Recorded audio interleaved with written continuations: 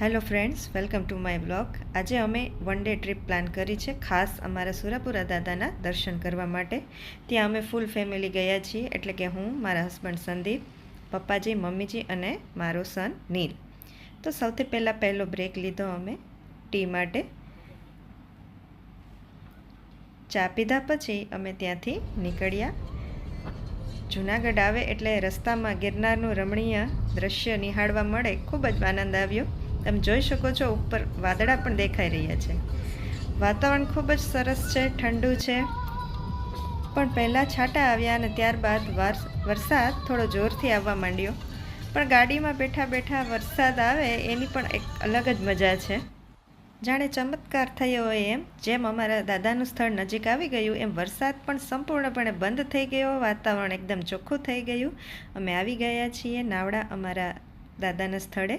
ત્યાં પહોંચતા જ અમે પલ્લું લઈ લીધો. માથે ઓઢવાનું જરૂરી હોય છે. ખૂબ જ સુંદર વાતાવરણ છે અને ગ્રીનરી પણ સરસ છે. આ મારા દાદાની જગ્યામાં થોડી સાફ સફાઈ કરી અને અમે પાંચેય સરસ દર્શન કરી લીધા. પપ્પાની ઈચ્છા હતી કે ઘરેથી જમવાનું લઈ અને આપણે દાદાની જગ્યાએ જઈને ત્યાં જમવું છે. તો ઘરેથી જ મેં સૂકી ભાજી, થેપલા, ઠંડુ ઠંડુ દહીં, બીજું બધું ફરસાણ, એ બધી જ તૈયારી સાથે અમે ઘરેથી લઈ આવેલા હતા આ બધું. તો હવે જમવા માટેની તૈયારી થઈ ગઈ છે. હવે અમે મસ્ત મસ્ત ઘરેથી થેપલા અને જે સૂકી ભાજી અને ફરસાણ અને દહીં ઠંડુ ઠંડુ જે લઈ આવેલા છીએ એનું સરસ મજાનું બપોરનું જમવાનો આનંદ લીધો. નીલ ક્યાં બેસીને જમે છે તમે જોઈ શકો છો.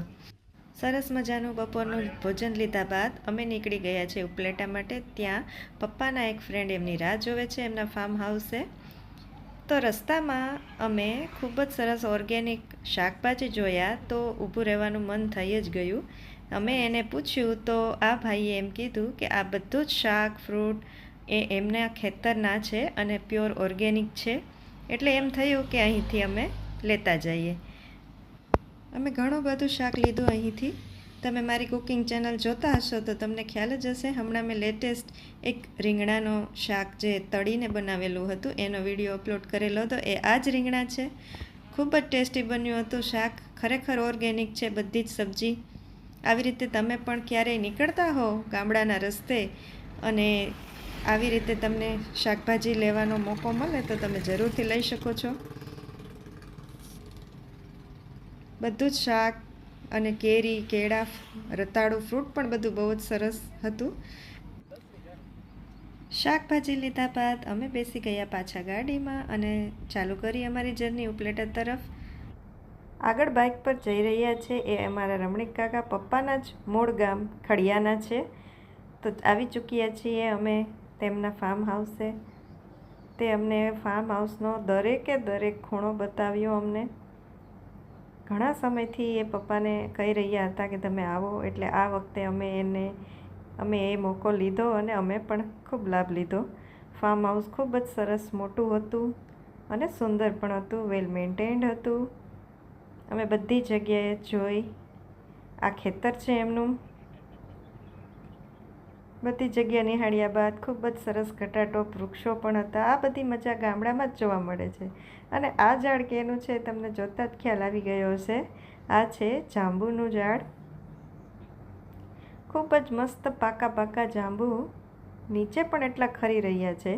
પછી એક લાકડીની મદદથી અમે ઘણા જાંબુ તોડ્યા અને તાજા તાજા જાંબુ ખાધા અને ઘરે પણ લઈ ગયા. તમે જોઈ શકો છો કેટલા મસ્ત જાંબુ લઈ લીધા છે અમે. અને હવે નીકળી ગયા છીએ અમે રાજકોટ તરફ. રાજકોટ પહોંચ્યા પહેલાં અમે બહાર જ જમવાનું નક્કી કર્યું. અને આ કઈ હોટલ છે તમે મને કોમેન્ટમાં જરૂરથી જણાવશો. રાજકોટ કે આજુબાજુના હશો અથવા તો બહારના પણ હશો તો તમે એકાદી વખત આ જગ્યાએ આવી જ ચૂક્યા હશો. એટલી ફેમસ જગ્યા છે રાજકોટની આ. તો તમે જરૂરથી જણાવશો કે આ કઈ હોટલ છે, કયું હોટલ રિસોર્ટ છે જેમાં અમે આવ્યા છીએ રાતના ડિનર માટે. ખૂબ જ મસ્ત જગ્યા છે આ. વન ડે પિકનિક અમારી હવે લાસ્ટ પોઈન્ટ ઉપર આવી ગઈ છે. અમે છેલ્લે અહીં ડિનર લીધું જે ખૂબ જ ટેસ્ટી અને સરસ હતું. ત્યારબાદ અમે ફેમિલી ફોટોઝ લીધા અને ઘરે માટે નીકળી ગયા. Thank you for watching my video till the end. Bye by.